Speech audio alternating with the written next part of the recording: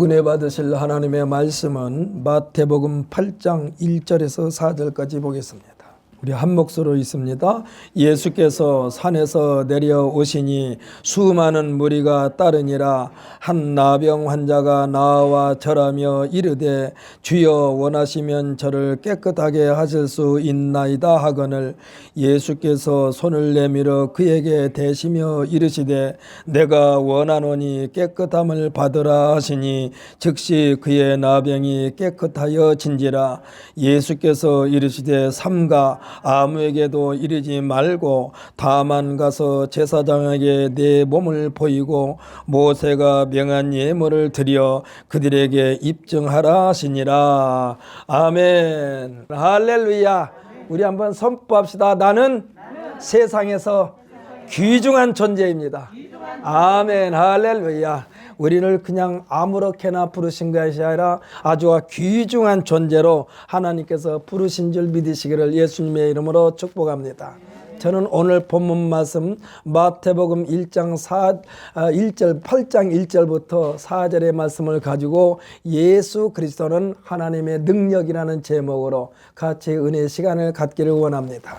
같은 말씀이 마가복음 1장 40절로 45절에도 기록되어 있고 누가복음 5장 12절로 16절에도 기록된 것을 보게 되는데 왜 하나님은 예수님과 같은 존재인가? 하나님께서 하시는 일을 그대로 했기 때문에 같은 존재라고 하는 거예요. 밤에 니고데모가 예수님께 찾아와서 선생님 하고 부르면서 하나님만이 하실 수 있는 일을 선생님은 하시나이다라고 고백하고 있습니다. 사랑하는 성도 여러분, 모든 문제는 예수 그리스도 앞에 가지고 나오면은 곧바로 하나님의 놀라운 능력과 권능이 임한 줄 믿으시기를 예수님의 이름으로 축복합니다. 의료보험이 전 국민에게 보편화되기 전에는 사람들이 병원에 가기 전에 먼저 어디로 갔습니까? 약국에를 갑니다. 왜? 지금처럼 사방군데 병원이 있는 것이 아니기 때문에 빨리 가서 나에게 약을 공급받을 수 있는 곳이 약국이기 때문에 먼저 약국에 가서 약사에게 자신의 고통의 증세를 대충 말하면 약사가 판단해가지고 약을 처방, 조제해서 세밀한 복용 방법까지 알려주면 우리는 그대로 복용하게 됩니다. 이때 약사가 환자에게 말하자면 환자에게 묻습니다. 며칠분을 드릴까요? 며칠분을 우리가 달라고 어떻게 할 수가 있어요? 약사가 알아서 줘야지. 3일은 먹어야 되겠습니다. 일주일은 먹어야 되겠습니다. 이렇게 말을 해줘야 되는데 며칠분을 드릴까요? 아주 지금 생각하면 코미디 같은 이야기예요.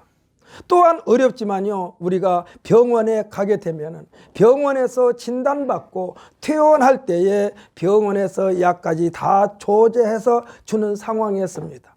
지금은 그렇지 않잖아요. 병원에서 처방전을 주면 그것을 약국으로 가지고 가는데 옛날에는 병원에서 다 약까지 주었어요. 그러니까 병원과 약국 가장 친밀한 관계임에도 불구하고 이것이 따로따로 분리될 때는요, 의학 분쟁이 아주 속출했어요. 의사들은 의사들대로, 약사들은 약사들대로 그냥 좀 데모 아닌 데모를 했어요.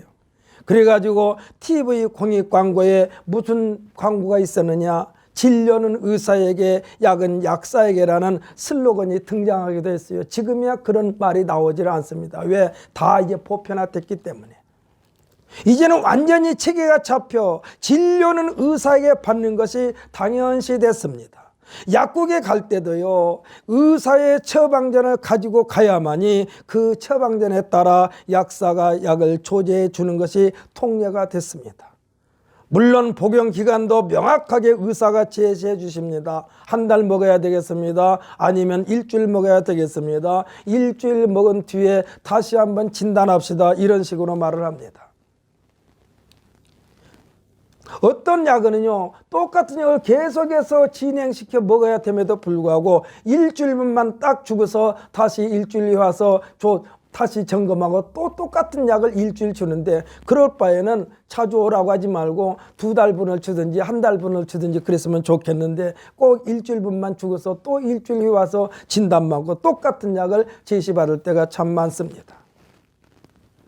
치료에 대한 책임을 의사와 약사가 공동으로 지는 거예요. 어떤 특정된 약에 대하여는요, 의사의 처방전이 없이 약사 마음대로 약국에서 고객들에게 팔아서는 안 된다는 강제 조항도 있습니다. 왜 그럴까요? 치명적인 부작용이 발생할 수도 있기 때문에 그렇습니다. 병원이나 약국은요, 생명과 밀접한 관계예요. 그래서 모든 임상실험을 통해서 치료나 약이나 예방 백신이나 확실할 때만이 사람에게 시행되는 것입니다. 왜 그럴까요? 사람은 실험의 대상이 안 되기 때문에 그래요. 그래서 사람의 말하자면 이 체질과 가장 가까운 동물이 뭐냐? 흰쥐라고 그럽니다. 그래서 약국에서 많이 어떤 약을 개발할 때 꼭 흰쥐에게 이렇게 시험하는 장면이 우리는 TV에서 종종 봅니다.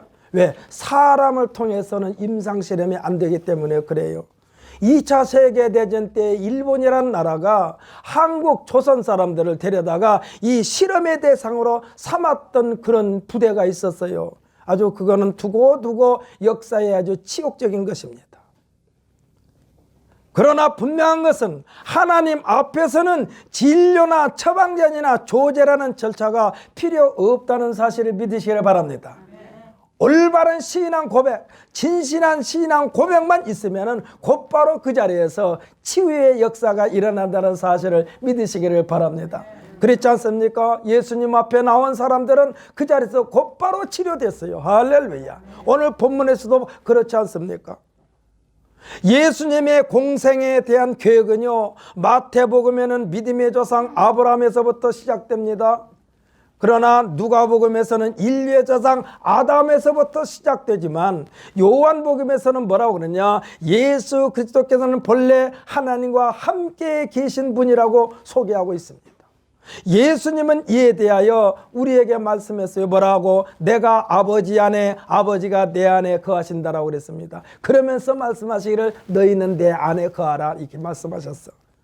그러니까 만물을 창조하신 하나님의 역사의 현장에 예수님께서 함께 계셨다는 사실을 믿으시기를 바랍니다. 이를 믿어야만이 우리의 올바른 신앙 고백이 되는 거예요. 이 말은 창조의 비밀을 예수님께서 다 알고 계신다는 말씀인 것입니다. 옛날에 어른들이 보통 사람들이 뼈마디에서 말합니다. 뭐라고 말하느냐? 사람 몸이 6,000마디로 있다고 그래요. 사람의 뼈가. 그렇다면 이것을 분리하려면 사람의 뼈가 6,000개로 나눠진다는 뜻도 돼요.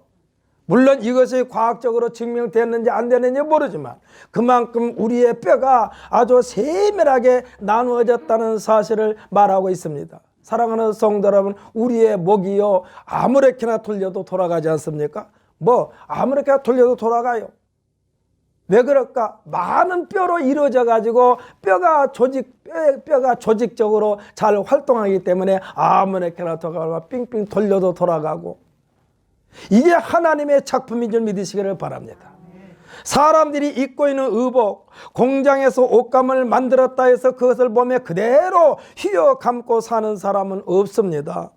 너무나 잘 알고 있는 한때 그냥 모피코트가 유명했잖아요. 지금도 모피코트를 사람들이 많이 찾고 있는지는 모르겠습니다만, 밍크코트 하나를 만드는데 밍크가 몇 마리가 동원됐냐? 240마리 정도 들어간대요. 그러니까 코트 하나를 만들려면 240마리의 밍크가 죽어야 돼요. 그 가죽으로 만드니까. 여우는 20마리가 들어간다고 그럽니다. 쪽제비도 125마리가 들어가고, 친칠라라고 하는 동물도 200마리나 들어간대요. 그러니까 사람이 옷을 하나 입으려면은, 이 가죽 옷을 입으려면은 동물이 수없이 많은 동물이 희생을 당하는 거예요. 그게 조각조각 이어졌어요. 아까 말씀드렸다시피 밍크 코트는요 240마리의 조각이 이어져 가지고 코트가 하나 만들어지는 거예요. 조금 전에 말씀드렸다시피 공장에서 옷감을 만들어 가지고 그것을 그대로 휘어 감고 사는 사람, 물론 우리가 TV 보면 그렇게 휘어 감고 사는 나라도 있긴 있더라고요. 그러나 사람들의 몸에 맞게 하려면 수십 개의 조각을 나눠야 됩니다. 어떤 건 수백 개 조각으로 나누어 붙여가지고 옷이 만들어집니다. 그런데 이 옷을 만든 사람들은 옷을 다시 조각조각 다 분리해 놓아도 그 천 조각이 어느 부위에 속한 조각인지를 금방 알아봅니다. 왜 그럴까요? 자신들이 가위로 잘라서 만들었기 때문에 그래. 이렇게 이상한 조각은 이거는 어느 부분이라는 걸 금방 알아요. 왜 그럴까요? 자신이 조각조각 이어가면서 옷을 만들기 때문에 그래요. 심지어 약간씩 찢어지고 빵꾸 하나 있어도 다 알아차리게 됩니다. 한 벌의 옷을 만드는 과정을 보게 되면 순서와 절차가 있어요. 그렇지 않습니까? 재단을 하고 또 이어붙이고 뭘 하고 이렇게 하여튼 순서와 절차가 있어요. 이것을 무시하면 제대로 만들어질 수가 없어요. 조화가 안 돼요. 조금 전에 피아노 선생님이 피아노를 치는데 제가 목소리를 너무나 낮게 잡아가지고 아마 피아노 선생님이 당황했을 거예요. 왜? 안 맞으니까. 피아노는 어떤 것입니까? 모든 사람들의 목소리를 표준 삼아져가지고 만들어진 게 피아노일 거예요. 그렇기 때문에 피아노 반주에 맞춰서 노래를 부려야만이 조화가 돼요. 아름다운 음악이 돼요. 하나님의 말씀은요, 하나님께서 만드시고 다시 말하면 창조하시고 그 피조물들을 관리하시는 순서와 절차가 또 율례와 법도라고 할 수가 있습니다. 우리는 이것을 뭐라고 말하느냐? 율법이라고 그래요. 그래서 이스라엘 백성들이 그렇게 율법을 강조했습니다. 마태복음 신약성경 맨 앞에 배열해 놓았습니다. 왜 앞에 배열해 놓았을까요? 그에 대한 대답이 로마서 1장 16절에서 사도 바울 선생이 선포하는 메시지 가운데에 저는 있다라고 발견했습니다. 물론 다른 사람은 어떻게 말할지 모르지만 저는 그렇게 깨달았어요. 기록되어 있기를 뭐라고 그랬냐? 내가 복음을 부끄러워하지 아니하노니 이 복음은 모든 믿는 자에게 구원을 주시는 하나님의 능력이 됨이라. 할렐루야. 그러니까 이 복음을 믿는 자에게는 모두 다 구원을 얻게 하시는 하나님의 능력이요. 그러면서 말하기를 먼저는 유대인에게요. 그리고 헬라인에게로다. 그러니까 이 복음을 하나님의 말씀을 주시는 것은 유대인들에게 집중적으로 주신 거예요. 마태복음은 선민의식에 취해 있는 유대인들, 자신들만 소유하고 있다고 자랑하는 율법체, 곧 성경에 대한 자부심이 대단한 유대인들을 깨우치는데 그 초점이 맞춰져 있습니다. 그래서 마태복음을 유대인을 위한 복음이라고 말하기도 해요. 사도 바울이 말해준 것처럼 복음의 우선순위가 유대인이라고 했기 때문에 마태복음을 맨 앞에 세우는 거예요. 사도 바울 자신이 그렇게도 내세운 유대인 중에 유대인이었습니다. 사도 바울도 유대인 중에 유대인이었어요. 율법의 대가라고 그랬습니다. 율법의 전문가라고 그랬습니다. 율법의 잣대로 정죄하면서 그것에서 벗어난다고 판단되면은 가차없이 체포하여 공회에 넘겨주는 일에 익숙한 사람이 사도 바울이었어요. 이와 같은 사도 바울이 율법의 완성자이신 예수님을 만난 이후에 그의 모습은 율법의 이론가여서 율법의 참맛을 보여주는 율법의 실천가가 된 줄 믿으시기를 바랍니다.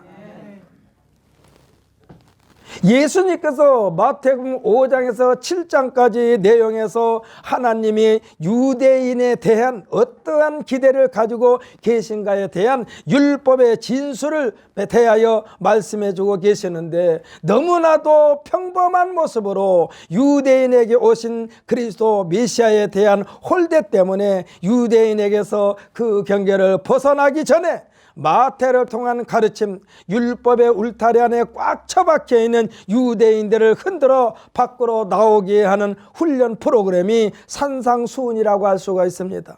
그래서 지금 마태복음은요, 그 율법의 틀 안에 갇혀서 꼼짝달싹 못하는 유대인들을 깨우치는 데 그 목적이 있어요. 그래서 유난히 마태복음에는 율법이 많이 등장합니다. 그래서 이 율법에 대하여 자꾸 예수님에게 꼬투리를 잡으니까 예수님께서 말씀하시기를 율법이나 선지자를 폐하러 온 줄로 생각하지 말아라. 나는 율법을 완성하러 왔노라고 예수님께서 말씀하고 계십니다. 예수님은 예수님 자신에 대하여 율법의 완성자라고 칭하고 있어요. 바울은 이와 같은 예수님을 뭐라고 그랬느냐? 복음이라고 그랬습니다. 그래서 복음은 예수님이고 예수님은 복음이야. 할렐루야. 그래서 누가복음, 요한복음, 마태복음 뭐냐? 누가가 전해주는 예수님, 마가가 전해주는 예수님, 누가가 전해주는 예수님, 요한이 전해주는 예수님이란 뜻이요. 복음은 곧바로 복음은 예수 그리스도고 예수 그리스도가 복음인 줄 믿으시기를 바랍니다. 그래서 지금 이 복음을 따르는 것에 대한 자신의 입장을 밝힌 내용이 로마서 1장 16절로 17절이에요. 이 지금 사도 바울이 복음이 예수 그리스도를 나타내면서 거기에 대한 것을 지금 말씀해 주고 있어요. 조금 전에 상고한 내용입니다만 우리 함께 찾아서 읽어보십시다. 신약성경 239페이지입니다.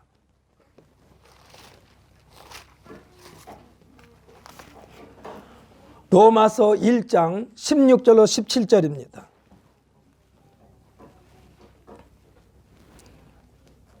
제 성경으로 239페이지 로마서 1장 16절 17절 함께 있습니다. 내가 복음을 부끄러워하지 아니하노니 이 복음은 모든 믿는 자에게 구원을 주시는 하나님의 능력이 됨이라. 먼저는 유대인에게요 그리고 헬라인에게로다. 복음에는 하나님의 의가 나타나서 믿음으로 믿음에 이르게 하나니 기록된 바 오직 의인은 믿음으로 말미암아 살리라 함과 같으니라. 아멘. 할렐루야. 예전에는 이 복음의 주체가 되시는 예수님을 핍박했어요, 바울이. 이제 이 복음의 최선방에 서서 복음을 전하는 것에 대한 대단한 자부심을 갖게 됐다는 사도 바울의 신앙 고백입니다. 오늘 본문 1절에 보면은 예수께서 산에서 내려오시니 했습니다. 산상에서 특별 세미나를 마치고 홀가분한 마음으로 내려오신 것입니다. 수많은 사람들이 예수님이 뒤를 따랐다라고 했습니다. 왜 그럴까요? 왜 따랐을까요? 그 이유에 대하여 마태복음 7장 28절에 보게 되면은 뭐라고 그랬느냐? 마태복음 7장 28절에 보게 되면은 뭐라고 그랬느냐? 예수께서 이 말씀을 마치심에 무리들이 그의 가르치심에 놀라니 이는 그 가르치시는 것이 권위 있는 자와 같고 그들의 서기관들과 같지 아니함일러라라고 했습니다. 그러니까 지금 예수께서 산상에서 내려오시니 했는데 거기에서 이 무리들이 따라오는 것은 왜 따라왔느냐? 예수님의 가르치심에 놀랐다고 그랬습니다. 그동안에 자신들에게 가르침을 주었던 서기관들과는 비교가 되지 않았다는 얘기요. 사랑하는 성도 여러분, 예수님께서 우리에게 말씀하십니다. 수고하고 무거운 짐진 자들아 다 내게로 내가 너를 쉬게 하리라. 이와 같은 말씀을 주신 예수님을 따르지 않을래 않을 수가 없었다라는 얘기요. 사랑하는 성도 여러분, 여러분이 예수를 믿고 마음의 평강이 넘치십니까? 할렐루야. 예수 믿고 마음에 평안이 없으면은 예수님 앞에 다시 한번 엎드려서 주여 제 마음에 평안을 불어넣어 주옵소서 하고 간구하시기를 바랍니다. 왜 예수님은 우리에게 명령했어요? 너에게 평강이 있을지어다. 마치 바짝 말하자면 붙어있는 풍선에 바람을 불어넣으면 풍선이 와인이 불어난 것처럼 예수님께서 우리에게 평강을 불어넣어 주신 줄 믿으시기를 바랍니다. 이 예수님을 우리에게서 빼버리면 안 돼요. 우리 예수님을 늘 모시고 살아야 돼요. 할렐루야. 지금 서기관들은요, 자기가 그동안에 복음에 대하여, 율법에 대하여, 성경에 대하여 수없이 서기관들을 통해서 들었지만은 예수님께서 말씀을 전해주신 이 복음을 듣는 순간 주먹이 불끈불끈 젖은 거예요. 주먹이 불끈불끈 젖은 거예요. 아, 율법이 이런 거구나. 하나님의 말씀이 이런 거구나. 이제 다시 한번 그들에게는 용기가 백배했어요. 그러니까 예수님을 따를 수밖에 없어요. 인산인해를 이뤘어요. 틀림없이 아마도 이 무리들 틈에 오늘 지금 본문의 주인공, 이 사람은요 나병, 우리가 문둥병이라도 합니다. 그런데 나병, 문둥병이라고 하면 사람들로부터 자꾸 거리감을 주니까 나병이라고 그러는데 이것도 역시 나병 환자도 결국은 거리감을 주게 해요. 그래서 요즘은 뭐라고 그러냐? 한센시병이라고 그래요. 왜? 이 병균을 발견한 사람이 한센이라는 사람이 발견했어. 그래서 한센시병이라고 한 거예요. 어찌됐건 아마도 틀림없이 이 무리들 틈에 자신의 모습을 최대한으로 감싸고 감춘 상태에서 예수님의 가르침을 받았을 거예요. 누가 오늘 본문의 주인공이 속된 말로 말하면 문둥병 안 걸린 것처럼, 나병 환자가 아닌 것처럼 아주 몸을 다 감쌀 대로 감싸고 예수님의 가르침에 아주 감동을 받은 오늘의 본문의 주인공 나병 환자. 예수님을 발걸음을 멈추게 했습니다. 예수님의 발걸음을 멈추게 했어요. 이 사람이요, 자기 병을 고치려고 그냥 가만히 있었을까요? 백방으로 노력을 했을 거예요. 아니야, 그녀는 말로 이 소문에 좋다고 한 약은 다 먹었을 거예요. 엊그저께인가 TV에서 어떤 의사가 말하는데, 여러분 코로나를 뭐 고추대에다가 뭐에다 섞어서 먹는다고 그거 절대로 먹지 마세요. 그 검증이 안 된 거예요. 고추대는요 1년이면 이 뭐라고 말합니까? 고추에게 하는 약 뭐지? 그것이 무슨 약이죠? 농약인데 제가 지금 깜빡 있어요. 그래요. 하여튼 이 고추에 치명적인 병을 옮겨다 주는 이 약을 1년이면 몇 번씩 하는 약, 몇 번씩 그 약을 스며들어 있는 게 고추대요. 근데 그것을 삶아 먹는다? 농약을 먹는 거 똑같은 것이지. 절대로 그거 먹지 말라고 의사들이 말했어요. 검증이 안 됐다는 얘기요. 지금 이 나병 환자 이 사람도 아마 틀림없이 백방으로 노력을 했을 거예요. 이렇게 이런 데 좋다 저런 데 좋다. 근데 사실은요, 나병은요 전염이 안 된답니다. 나병 환자가 애를 낳잖아요. 그 애한테도 전염이 안 된대요. 그만큼 사람한테 전염이 안 되는 병인데 너무나 보기에 흉측하니까 사람들이 자꾸 거리감을 두는 거예요. 그리고 자기 자신을 감추는 거예요. 그리고 사람들이 스스로 접근하지 못하도록 나는 부정한 자다, 나는 부정한 자다. 속된 말로 말하면 자기의 몸에다가 나는 부정한 자니 여러분이 스스로 알아서 피해가세요 하는 그러한 거예요. 이 나병 환자, 자신을 감추고 감출 대로 감추면서 살았던 나병 환자, 이 사람이 지금 예수님의 이 천국 복음을 듣고 나서 주먹이 불끈불끈 쥐어졌어요. 나도 예수님이 나를 만나주기만 하면은 예수님에게는 분명히 나를 깨끗하게 하실 수 있는 능력이 있다라는 확신 속에 예수님의 발걸음을 멈추게 했어요. 대단한 용기입니다. 사람들 앞에 나설 수도 없는 이 나병 환자가 예수님 앞에 나섰어요. 율법에 대하여 소상하게 아시는 예수님, 이분은 틀림없이 하나님의 능력의 소유자라는 확신이 있었어요. 사랑하는 성도 여러분, 하나님의 말씀을 읽으면서 여러분의 믿음이 희미한 사람은 확실하게 소유하시기를 예수님의 이름으로 축복합니다. 능력의 소유자, 하나님이 능력의 소유자라는 걸 확신했어요. 옷을 만들었던 사람이 옷이 갈기갈기 찢겨졌어도 깨끗하게 고칠 수 있는 것처럼 하나님의 모든 것을 소유하고 계신 예수님이라는 확신 속에 자기 인생이 누더기처럼 너덜거리는 흉측한 자신의 모습도 아마 깨끗하게 고치실 수 있으리라는 확신이 있었던 거예요. 이 나병 환자에게. 예수님의 첫 번째 기적을 나타내시는 사건인지는 몰라도 분명한 것은 특별 세미나를 마치고 산에서 내려오시는 여정이었습니다. 사랑하는 성도 여러분, 하나님의 말씀에 대한 확신이 불리듯이 일어날 때 오늘 본문의 주인공처럼 곧바로 하나님께 예수 그리스도 이름으로 다가가시기를 예수님의 이름으로 축복합니다. 그러면은 기적의 주인공이 되는 거예요. 우리들의 믿음이요, 믿음의 열정과 하나님께서 나타내시려는 타임이 정확하게 매치가 된다면 언제든지 놀라운 기적의 주인공이 될 수 있음을 믿으시기를 바랍니다. 오늘의 주인공의 태도를 보십시오. 아주 그냥 적극적입니다. 아주 자기 자신 이 자리를 떠난 나는 죽을 거야 할 말은 죽을 각오를 하고 지금 주님 앞에 나선 거예요. 아까 조금 전에 말씀드렸죠. 이 피아노 선생님이 반주 소리와 우리들이 목소리를 통해서 나오는 목소리가 이 맞아야만이 아름다운 찬양이 되는데 아마 피아노 치는 선생님이 좀 당황했을 거예요. 왜? 앞에서 찬양을 인도하는 제 목소리가 아주 한 옥타브 내려가 버린 것처럼 되니까 피아노 선생님이 쩔쩔쩔쩔맸을 거예요. 오늘 본문에 지금 주인공이 될 수 있던 것은 이 사람의 태도가 분명했다는 얘기예요. 한시빨리 나병의 고통에서 해방되고 싶은데도 불구하고 예수님의 발걸음을 멈추시게 하는 데까지는 자신의 열정으로 가능했습니다. 한마디로 성공했어요. 예수님의 발걸음을 멈추고 자신과 눈이 똑바로 마주치게 하는데 성공했어요. 예수님과 단둘이 마주치게 됐습니다.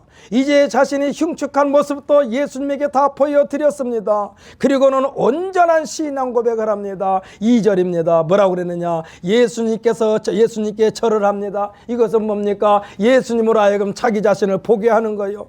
예수님께서 이게 누구인가 하는 순간 주님과 눈이 마주쳤습니다. 믿음에 대한 열정이 이글거렸을 것입니다. 그리고 말합니다. 주여 원하시면 저를 깨끗하게 하실 수 있나이다. 자기를 고쳐달라고 하지 않고요. 주여 주님께서 원하시면 저를 깨끗하게 하실 수 있나이다.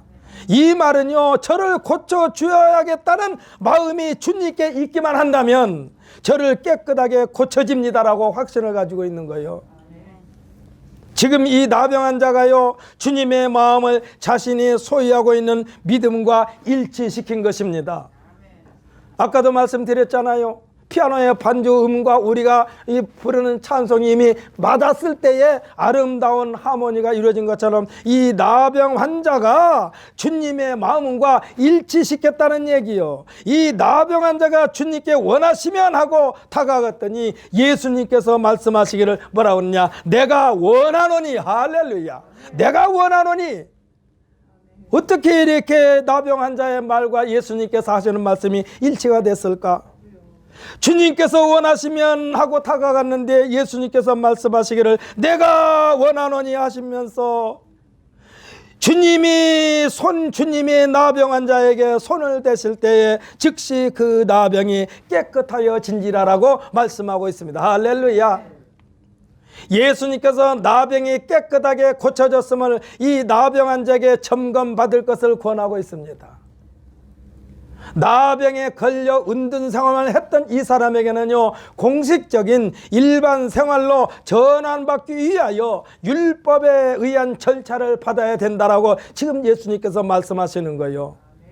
물론 이 율법의 절차를 밟지 않아도 이 사람은 깨끗해질 수가 있어요. 그런데 율법의 대가요, 율법을 폐하러 온 것이 아니라 율법을 완성하러 오셨다고 하신 예수님께서 율법의 중요성을 지금 말씀해 주고 있는 거예요. 4절에서 예수님은 그에게 뭐라고 말하느냐? 사람들을 만나기 전에 먼저 제사장에게 가서 내 몸을 보이고 율법에서 정한 예물을 드려 깨끗하여졌다는 인정을 받으라는 얘기예요. 이 절차는요, 마치 억울한 누명을 쓰고 긴 세월 숨도 제대로 쉬지 못하고 억울함에 짓눌려 사는 사람이 판사로부터 무죄 판결을 받는 것과 똑같은 거예요. 아무리 억울한 감옥살이를 했어도 아직도 그 사람에게는 전과자라는 낙인이 찍혀있고 사람들이 볼 때마다 저놈은 사람을 죽였어, 저놈은 사람을 죽였어 하고 손가락질 당하지만은, 그러나 최종 다시 재심을 청구해가지고 무죄라고 판결을 받을 때 이 사람은 얼마나 기분이 좋았을까? 날아갈 것만 같았을 거예요. 얼마 전에도 그런 일이 있었지 않습니까? 환성 연쇄 살인 사건에 억울하게 누명을 쓰고 20년이나 가서 이 감옥살이 했던 사람이 진짜 범인이 나타나가지고 그 사람이 무죄라는 것을 확정받을 때 그 사람은 얼마나 기분이 좋았을까? 이제야 딱지가 떨어졌다. 전과자라는 딱지가 떨어지지 얼마나 자유롭습니까? 그동안에 그를 향하여 살인자라고 손가락질했던 사람들의 마음을 아주 부끄럽게 만들어버린 거예요. 예수님에게는요, 죄에 대한 진단도 내리시고 그 죄의 문제를 해결해 주시는 능력도 있기 때문에 나병 환자를 그 자리에서 깨끗하게 해 주셨습니다. 단번에 해결해 주셨습니다. 예수님께서 계신 곳에서는요, 순서와 절차와 방법이라는 계획 자체가 필요가 없어요. 곧바로 고쳐주신다니까. 그 자리에서 진단도 하실 필요가 없어. 다 알고 계셔. 오병의 기적도요, 빌립이 생각할 때는 200데나리온이 있어야 되겠고, 이 사람들을 먹이려면 요리사도 있어야 되겠고, 주방도 있어야 되겠고, 많은 것을 갖춰야 되는데, 그런 계산을 하다 보면요, 며칠 동안 해도 못해. 그런데 예수님께서는 물고기 2마리와 보리떡 5개로 그 자리에서 남자만 장정만 5,000명을 먹이고도 12광주리를 남게 하시는 예수님의 능력을 믿으시기를 바랍니다. 이것은요, 이것을 믿는 자들에게만 해당되는 놀라운 능력이요, 권세요. 순서와 절차가 필요 없어요. 예수님에게는. 할렐루야. 하나님에게도 필요가 없어요. 단번에 그 자리에서 해결해 주시는 하나님이심을 믿으시기를 바랍니다. 태초에 하나님이 세상을 만드실 때도 순서와 절차와 방법이 필요 없었어요. 하나님께서 말씀하시면 그래도 다 이루어졌습니다. 이를 믿으십니까? 이것이 있으라니까 있었습니다. 이것이 되렸으니까 했습니다. 그래서 이 세상 모든 만물을 6일 동안에 다 창조하신 하나님의 능력을 믿으시기를 바랍니다. 이에 대하여 의문을 제기하는 순간 그에게는 믿음이란 놀라운 하나님 은혜가 소멸되는 거예요. 사랑하는 성도 여러분, 하나님의 능력을 믿으십니까? 의심하지 않고 믿으십니까? 끝까지 완벽하게 신앙 고백하는 우리 모두가 되시기를 예수님의 이름으로 축복합니다. 예수님의 말씀에 머뭇거리는 자에게 예수님은 말씀했어요. 왜 의심하느냐? 왜 의심하느냐? 믿음이 없는 자라고까지 했습니다. 믿음이 적은 자라고 했습니다. 이 같은 사람에게는요, 믿음에 대한 열매를 맺을 수가 없다라는 얘기요. 할렐루야. 여러분, 저와 여러분은 믿음의 온전한 믿음의 소유자가 되시기를 예수님의 이름으로 축복합니다. 하나님은 믿는 자들의 하나님이심을 믿으시기를 바랍니다. 오늘 본문의 나병한 자는요, 건들면 곧바로 턱 떨어지는 봉숭아 씨와 같이 믿음의 절정에 있었던 사람이요, 이와 같은 믿음의 소유자가 되시기를 예수님의 이름으로 축복합니다. 우리는 이와 같은 믿음의 소유자가 되기 위하여 날마다 노력을 해야 돼요. 건들면 톡 터지는 봉숭아 씨와 같이 주님이 말씀하시면 곧바로 하나님의 능력이 우리를 통하여 보여주고 나타내는 그러한 도구가 되시기를 예수님의 이름으로 축복합니다. 베드로의 신앙 고백, 주는 그리스도시요 살아계신 하나님의 아들이십니다라고 고백했을 때에 예수님은 그에게 천국 열쇠를 주셨습니다. 할렐루야. 그러니까 베드로의 주는 그리스도의 살아계신 하나님의 아들이십니다의 고백이나 죽은 나사로를 살리시기 전에 나사로의 동생인 마르다가 주님 앞에 신앙 고백을 합니다. 뭐라고 그랬느냐? 예수님께서 그 마르다에게 나는 부활이요 생명이니 너는 이거를 믿느냐? 그때에 마르다가 고백합니다. 주는 그리스도시요 세상에 오시는 하나님의 아들이신 줄 내가 믿나이다. 이 고백이 그의 오라비 나사로를 살리신 기적이 된 줄 믿으시기를 바랍니다. 우리의 확실한 믿음의 고백이어야 돼요. 이것도 좋고 저것도 좋고 안 돼요. 안 돼요. 그렇다고 해서 여러분, 믿음이 적은 자를 향하여 그와 함께 싸우라는 얘기는 아니에요. 그 사람이 우리의 믿음이 적은 자가 나와 맞지 않을 때는 그를 위하여 더 기도하십시오. 저 사람의 믿음이 나와 같은 믿음의 소유자가 되게 하옵소서. 그리하여 서로 통하게 하옵소서. 이와 같은 믿음의 소유자가 되시기를 예수님의 이름으로 축복합니다. 예수님은요, 우리를 반대하지 않는 자도 우리 편이라고 그랬어요. 여러분, 교회에 오는 거 반대하지 않으면요, 그 사람을 그냥 한시 빨리 내 편으로 만드시기를 예수님의 이름으로 축복합니다. 여러분이 교회에 오는 거 반대한 사람 있습니까? 그 사람이 반대하지 않도록, 반대하지 못하도록 하나님께 기도해야 될 것이고, 할렐루야. 반대하지 않고 있다면은 그 사람은 조금만 돌리면은 내 편이 된다는 얘기요. 사랑하는 성도 여러분, 우리들의 믿음은요, 구만리 장천에 계신 줄 알고 두렵고 무서운 하나님을 우리들의 삶의 현장에서 사랑과 긍휼과 관용과 용서의 하나님으로 영접하여 영원히 우리와 함께 하시는 하나님, 곧 우리 주 예수 그리스도께서 동행하여 주시는 놀라운 하나님의 은혜를 누리게 된다는 사실을 굳게 믿으시기를 예수님의 이름으로 축복합니다. 그러려면 우리가 어떻게 해야 되겠는가? 내가 확실히 예수를 믿고 있다는 증거는 뭡니까? 여러분들이 한 사람이라도 더 예수 믿고 구원받게 하는데 앞장서는 것이, 그것이 증명하는 거예요. 내가 예수 믿는다는 거 증거 좀 해봐, 증명 좀 해봐. 글쎄 어떻게 보여줄까? 이러면 안 돼요. 내가 믿으니까, 예수님을 믿으니까 내 마음이 이렇게 편해. 그래서 내 마음이 평안함을 너에게도 주고 싶어서 예수 믿으라고 그러는 거야. 예수 믿어, 예수 믿어. 어서 오세요. 예수 믿어, 예수 믿어. 우리로 하여금 예수 믿으라고, 예수 믿으라고 우리가 권하는 것은 내가 구원의 확신을 가진 자이기 때문에 그렇게 말할 수 있는 거예요. 할렐루야. 사랑하는 성도 여러분, 여러분이 예수 믿고 구원 받았습니까? 예수 믿고 구원 받았습니까? 구원받은 증거는요, 전도하는 거예요. 구원받은 증거는 예수를 믿으라고 권하는 거예요. 내가 구원받았다면은, 내가 예수 믿고 구원받았다면은 가장 사랑하는 자를 먼저 예수 믿게 하는 도구로 사용받게 되시기를 예수님의 이름으로 축복합니다.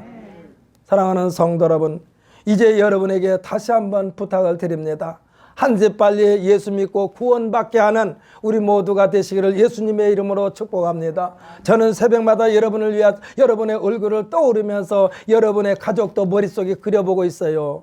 주여, 우리 먼저 부름받은 저들을 통하여 온 가족이 다 예수 믿고 구원받아 99마리의 양과 같이 철저하게 예수님의 보호를 받게 하여 주옵소서 하고 기도하고 있다니까. 그러니까 여러분께서 가족들 모였을 때 좀 있으면 또 설 명절이 옵니다. 코로나 바이러스 때문에 한 가족들이 한 자리에 모이기가 심히 어려운 환경입니다만은, 그러나 그들에게 시간만 나면은 내가 너에게 소원이 있다. 무슨 소원? 내가 예수 믿어보니까 참 좋더라.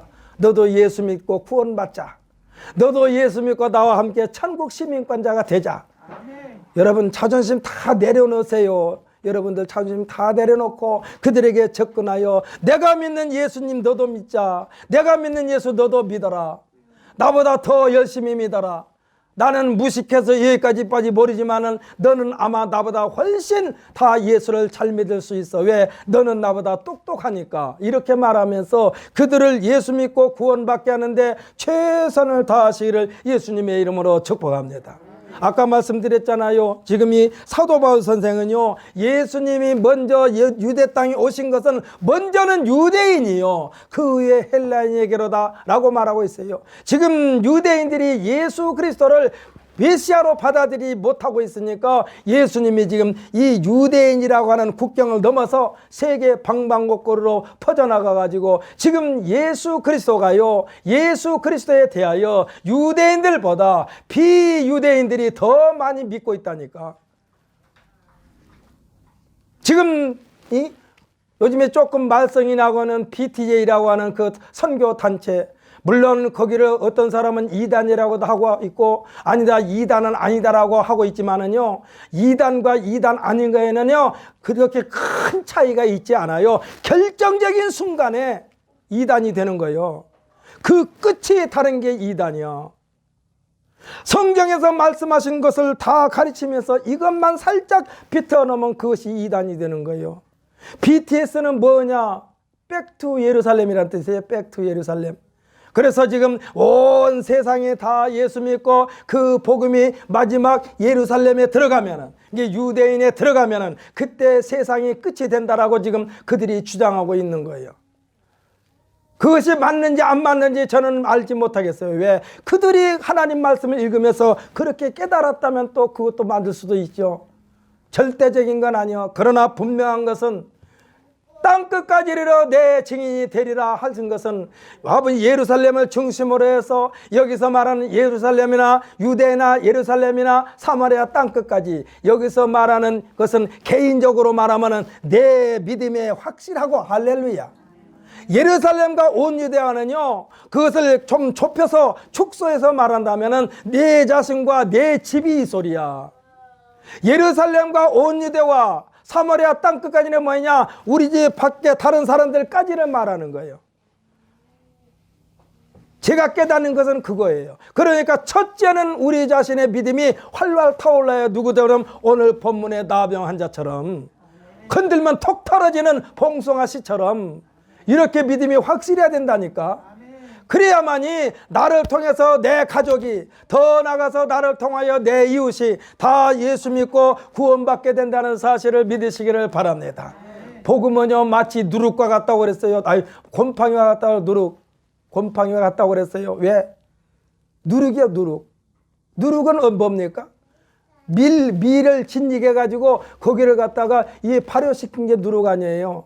그래서요 우리들을 만나는 사람마다 다 영향력을 끼쳐야 된다는 얘기요.